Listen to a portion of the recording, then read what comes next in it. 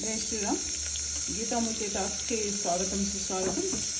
ఈరోజు నేను మీకు మల్టీగ్రెయిన్స్ ఏవైతే మనం మొలకలెత్తి ఆరోగ్యంగా ఉంటాయని చెప్పేసి అనుకుంటున్నామో స్ప్రౌట్స్, వీటికి సంబంధించి ఈరోజు దీంట్లో నేను రాజ్మా, కాబూలీ చనా, పల్లీలు, పెసర్లు, బొబ్బర్లు అన్ని రకాల ఇవన్నీ కూడా నానబెట్టాను. సో వీటిని తాలింపు వేస్తున్నాను.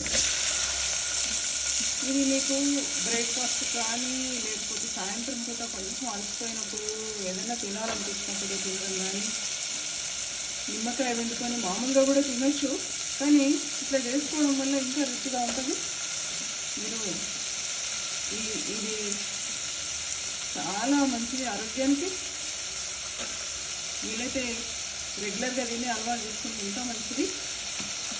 మీరు కూడా ఒకసారి ప్రయత్నం చేయండి. దీంట్లో చాలా సింపుల్గా తాలింపు వేసేసినా కదా వెంటనే కొంచెం ఉప్పు వేసేసేసి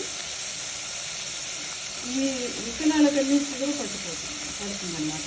ఉప్పు ఎప్పుడైనా కూడా మీరు కూర చేసినా ఏది చేసినా కూడా వెంటనే వేయడం వల్ల వెంటనే ఆ ముక్కలు పట్టింది, రుచి బాగుంటుంది.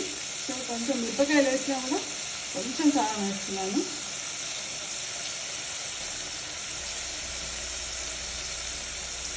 నువ్వుల పొడిని ఖచ్చితంగా అలవాటు చేసుకునేటట్టు ప్రయత్నం చేయండి. చాలా రకాలుగా పోషకాలు ఉన్నది. దీంట్లో కావాల్సినంత నూనె ఉండడం వల్ల ఈ గింజల్లో నువ్వుల్లో ఇది ఆరోగ్యాన్ని మంచి కాపాడుతుంది. మోకాళ్ళ నొప్పులకు కానీ, మిగిలిన ఎముకలు పుష్టిగా ఉండడం కోసం కానీ తప్పకుండా వాడే అలవాటు చేయండి. బెల్లం కూడా విరివిగా వాడేటట్టు ప్రయత్నం చేసుకోండి.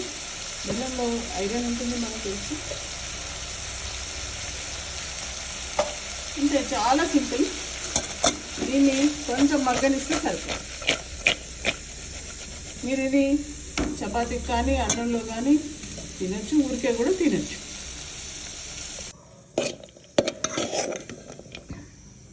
చూడండి, కలర్ఫుల్ స్ప్రౌట్స్ రెడీ. చాలా మంచిగా ఉంటాయి, ఆరోగ్యానికి మంచిది. మీరు ట్రై చేయండి.